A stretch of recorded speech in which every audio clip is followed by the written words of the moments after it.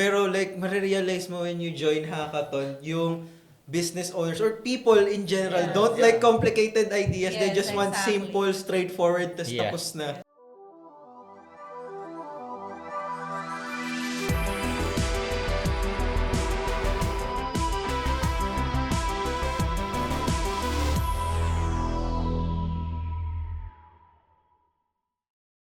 Welcome to Kaka Computer. I am Marvin. I am Merville. I'm Rachel. I'm Mark. So our topic for today would be winning hackathons with your capstones. So, first of all, gusto ko lang din matanong, ano ba yung manasalihan nyo ng hackathons? I don't think I could count. Medyo, naging... Hackathon naging after ka, siguro. hackathon. Same, yeah. same. Like, Same. it's, So ako lang pala yung parang pinaka-inexperience dito. Sige. So, bali ako kasi, I've just been with 2 hackathons. But fortunately, nanalo dun sa dalawa na yan. Kaya, Hey.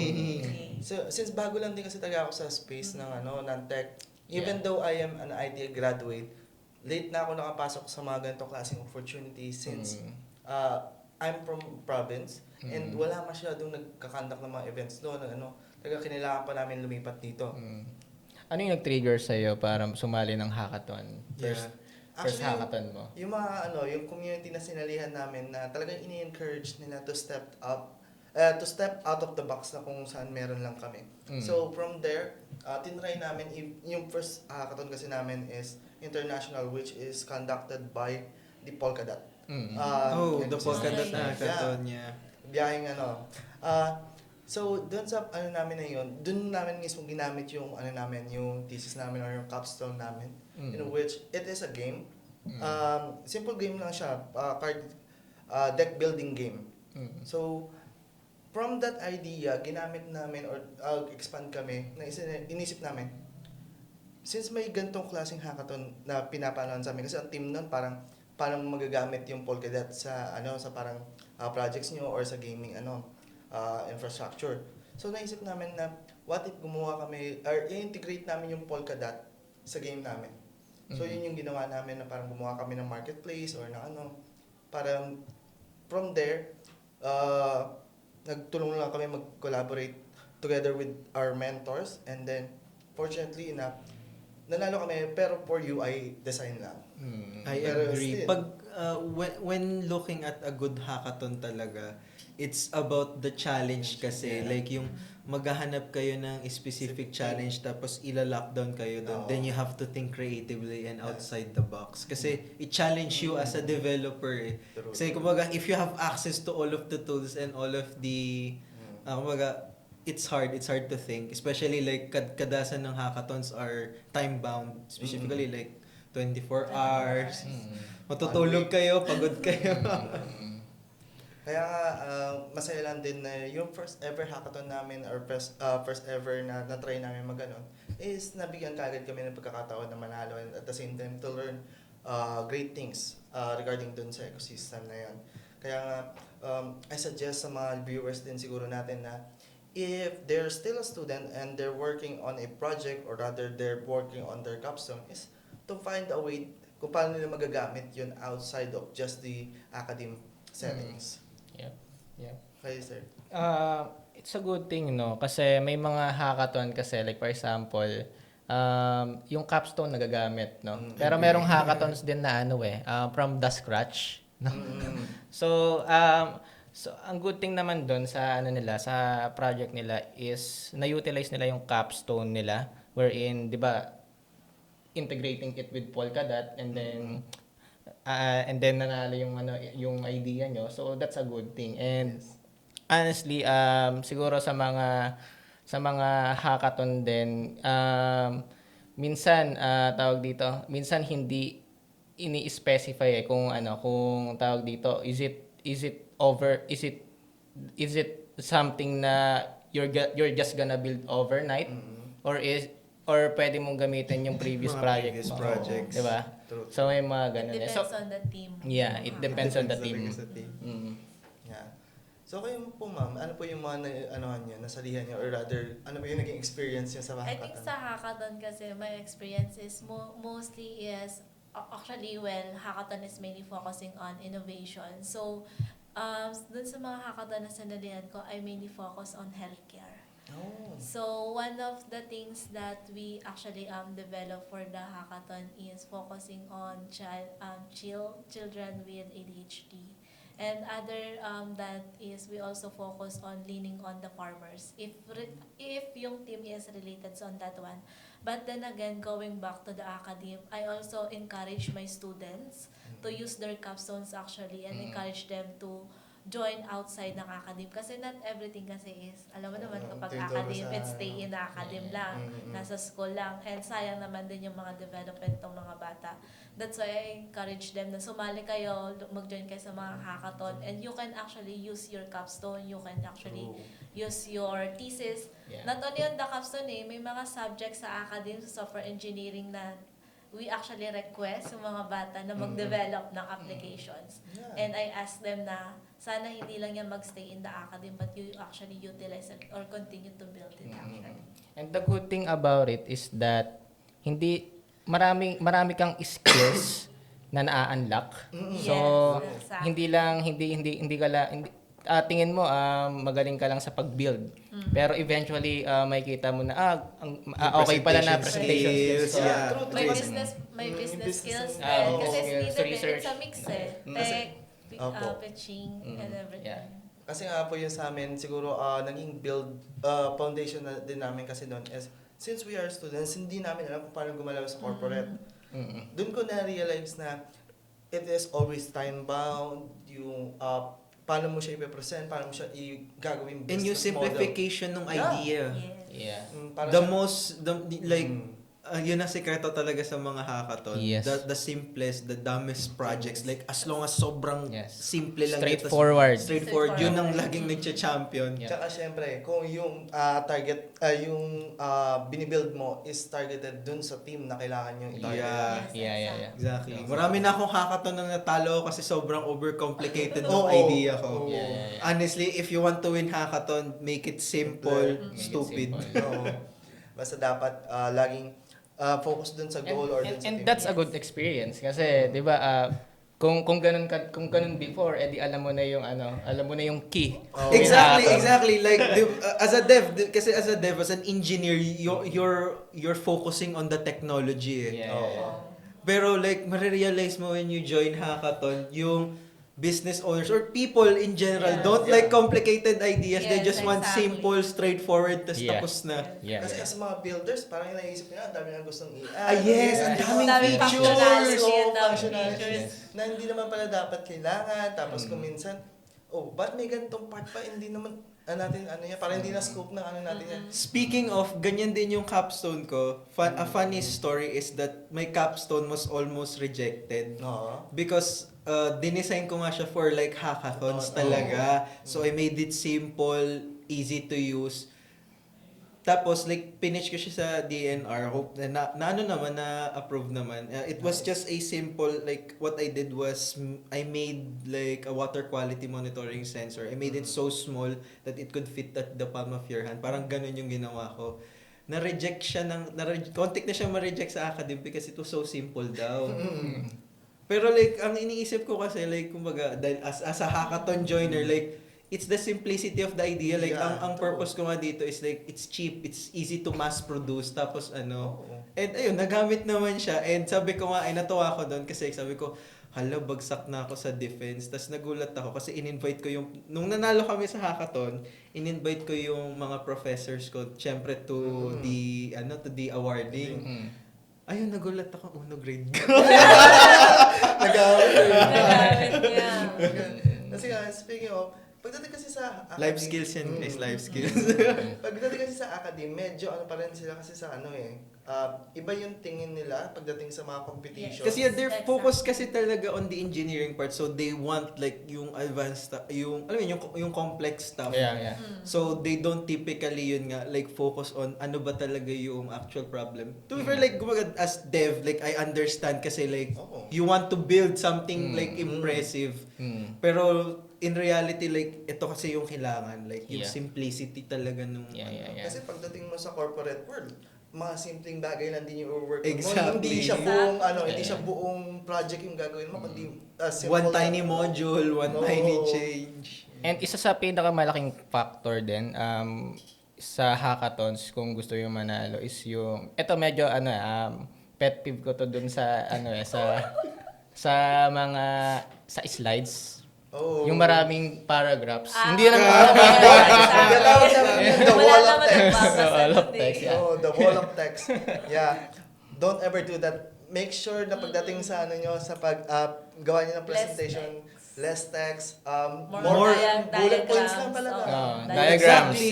One secret of mine sa hackathon, pictures lang talaga nakalagay sa Yes. hackathon ko. Yes. Like, walang ka-text-text. Tapos, we bring the context. Yeah. Like, para magtataka sila, ano yung picture? I remember Oo, was parang the first ganun. hackathon ko, like, may Philippine flag. Tapos nagtataka sila, ano yun? Ba't may flag? Oo. Pero yun nga, siguro dapat ang pinaka-key nga doon is maging curious sa yung mga tao. Yeah. Yes, actually sa hackathon kasi one pick din to hook the judges or to hook the investors during the pitching is you started in a storytelling. Yeah. Yeah. That's the key storytelling. talaga sa mga hackathons. You have your persona Yeah. and then followed by the introduction ng Mm-mm. problems, frustrations ng persona nyo and then you would introduce na Listen our guys, solution. yan na yung sekreto sa winning hackathon. Oh, Yes. yun diba? Kasi, pagdating naman kasi sa mga estudyante, na hindi pa din aware na pwede pala nilang gawin yun. Kasi, yung sa mga klase ko, nagugulat sila. May mga ganitong projects pa kami ginagawa, na nakikita nila yung mga build namin, nasa ibang lugar, nasa Manila, Exactly. di ba? Tapos mababawi mo pa. Sabi ko may ROI.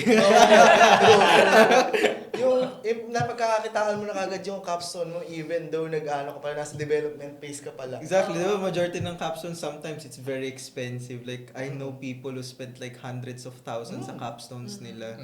Tapos walang ROI. Oo. Tsaka pwede mong gamitin yung na hackathon winnings mo into your project para mas Mas mapa-improve pa siya. ma-improve pa siya. Yes, yes. Yeah. Kaya nga. Pampapogi sa portfolio. Sa Oo. resume. Yeah, it's true. Oo, sa resume. Kaya, nakakatuwa lang din talaga na may mga ganitong opportunity. Ang wish ko lang din talaga is bring up pa siya sa mas maraming tao or sa mas maraming students, especially dun sa malalayong lugar. Yeah. Kaya, And I've heard marami din kasing mga hiring manager. Di ko nilalaglag yung company. Pero they look talaga like, have you joined hackathons? Hackathons, Have you yeah. won hackathons? Yeah. And you typically ina-absorb ka nila if you won hackathons. True. Especially dun sa mga themed na hackathons for corporations, diba? If they typically absorb yung mga winning Kasi yung mga nasali ng hackathons, tingin nila kasi dyan, super competitive. True. Hindi sinitingin nyo. I think Pero that's the yun naman reality. talaga. Kaya ka nag-enjoy. Tsaka, Competitive. yun kasi yung parang parang basis ng mga companies as this is may output ka na kagad. Or And may naipakita ka- initiative ka. You had the Oo. initiative to join and you have Oo. like to ideate and build stuff. So, tangible siya. It's a real proof. Oo, kasi hindi ka lang nakikinig, hindi ka lang yung parang sumasagot lang sa eskwelahan. Kung talagang ginagamit mo or ina-apply mo yung mga natutunan mo into the real world. And honestly, if you're a student, that's the best time to join hackathons. Kasi pagdating mo sa corpo, admittedly, like you have a lot of jobs. Yep. You don't have time to build like 24 hours. Isipin mo yun, like tinulog ko na lang sana. Exactly. Oo, pero siguro yung mas magpapa-excite pa sa mga viewers natin is that the reality is malaki din talaga yung winnings pagdating sa hackathon, especially international ones. True. Oo. May chance ka pa na umalis na ibang bansa. Oo, kasi yung Been there, done that. Like, you get to meet amazing people pa. True. Makapunta ka Dubai, Singapore. At hindi ko na ilalaglag yung name nito pero meron ako isang kakilala nanalo mag-isa 500,000. That's the best kapag solo ka. Solo din ka tapos kaya hindi mo mararanasan yung ganung level of income or ganung level ng pera nang habang ng estudyante ka nang hindi ka sumasali sa mga ganyan. Yeah, true. Introducing Agora's conversational AI engine. Build and integrate your AI agent in minutes. Any model, any voice. Start building your voice AI agent for free today.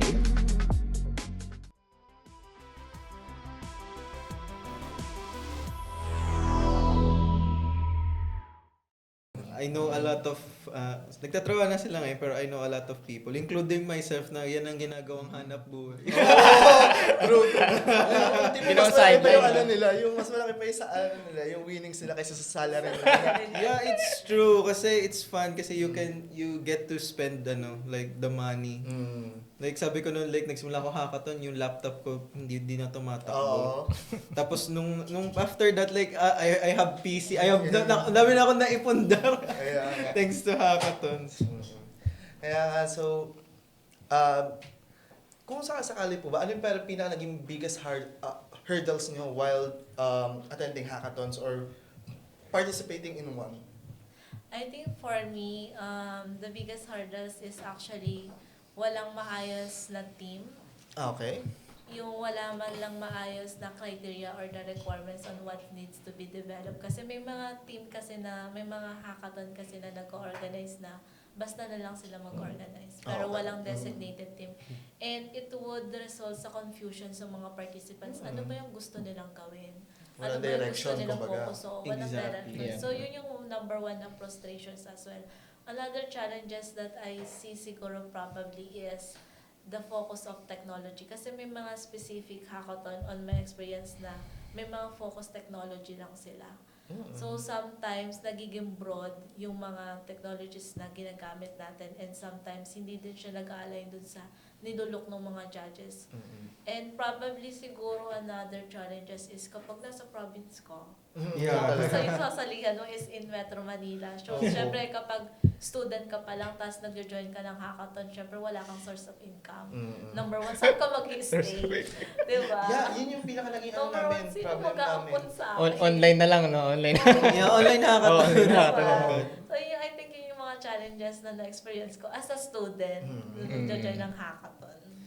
Ang malala pa pag nanalo ka international hackathon, tapos wala, Yes, exactly. wala sponsor. Doon din Ayun doon din na build up yung courage mo na Oo. maghanap ng sponsors talaga. Actually, yan yung naging problems namin nung sumali kami.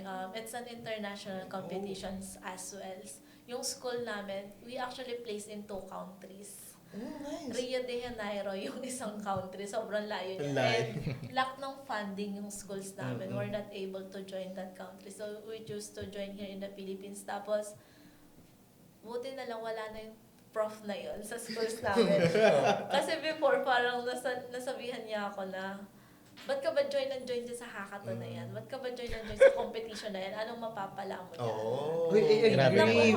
There's profs like that. I remember Ganun once kasi sila. nasa international conference din ako nun, tapos nagtitesis defense ako. So, sabi, bakit ka ba nandyan? Tapos when they heard na nanalo ka, Tsaka lang Tsaka sila sila i-defend. Diba? Exactly. Yun. So, yun yung mga challenges sa student kapag wala ka pang madadalang pabango sa kanila. Kaya nga. Exactly. Kaya sir, yun sa Challenges, siguro hindi to challenge. Siguro hinahanap ko lang mostly kapag nag-join ako ng hackathon. Siguro I think gusto ko lagi may mentor eh. Just to nice. hackathon, yeah. It's a good thing na may mentor kasi gusto ko laging mapapolish yung idea na meron kami, for example. So ayun, ayun lagi yung nilook ko sa hackathon. So lagi sana may mentors. Kayo ano? I think nasabi na rin naman ni Miss Rachel yung yung mga number one frustration ko, yung broad nga masyado na hackathon kasi as I've said earlier, it's important kasi kumbaga it brings out the creativity kapag very difficult at saka very small yung resources mo. Like it brings the best. Pero another thing, just to extend on that, is the judging.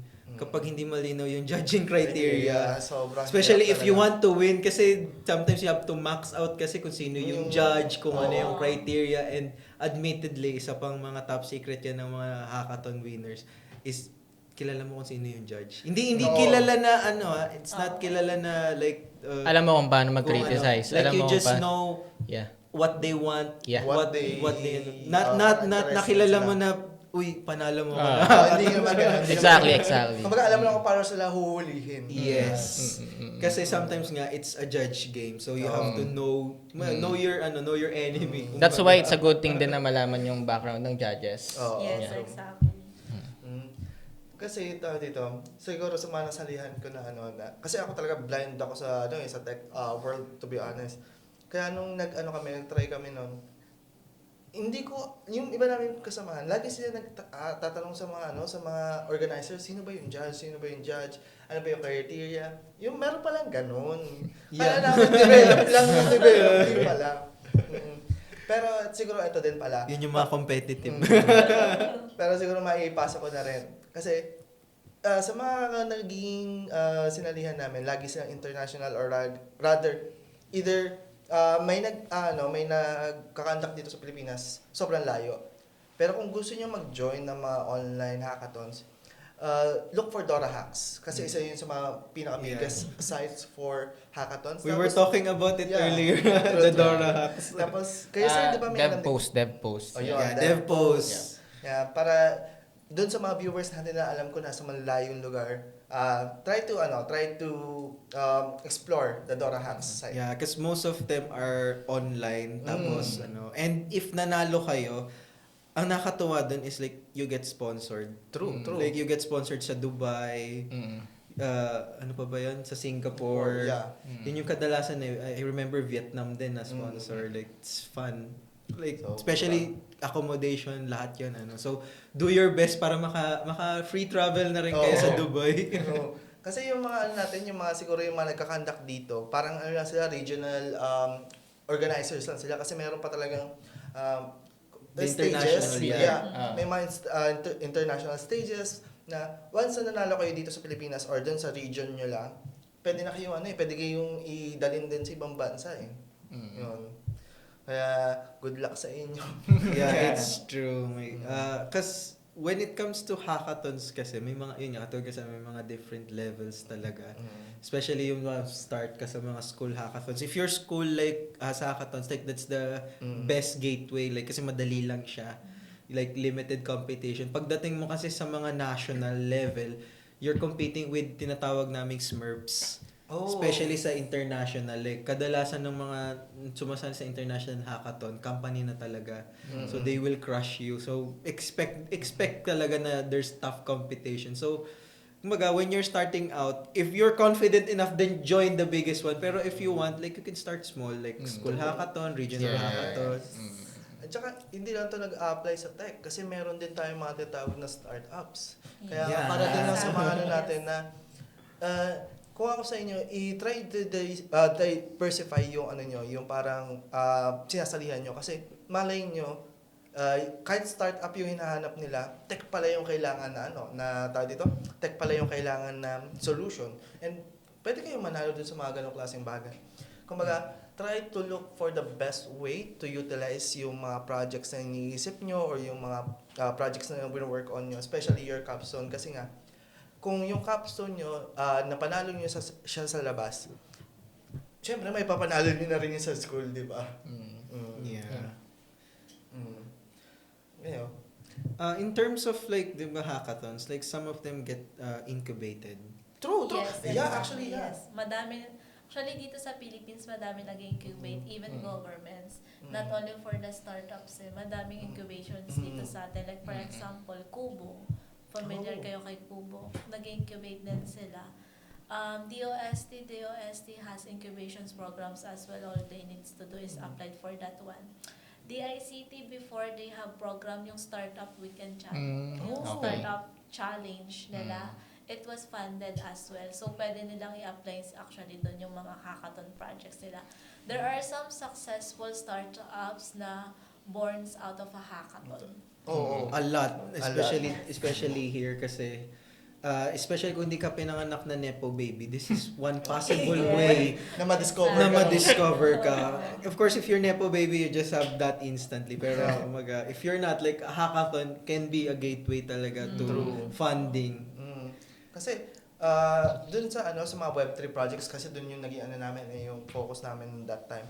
Yung mga hackathons na yun, most of them offers incubation or funding though talaga nasa mga students lang or dun sa mga hackathon goers yung kung gusto ba nila ituloy. Kaya sobrang laking kagad yun, kung gusto mag-start up, dun yung pinakamaganda makahanap ka ng investor kagad. Yeah. Kasi yung mga nag-a-attend ng mga hackathon is mga talaga, mga naghahanap din ng solution for their company. Yeah. Ngayon may investors, di ba? Oo, yung mga investors. Yeah, mostly I've known a lot of people na nagsimula talaga sa hackathon and they got like traction. Tapos naging Series A na sila. Hanggang sa yun, like medyo okay na sila. Oo. So hopefully magtuloy-tuloy. So yun naman ang nakakatuwa I guess with the Philippine scene ngayon. Like lumalawak na siya, it's being recognized na nagkakaroon na ng Hackathon. hackathons.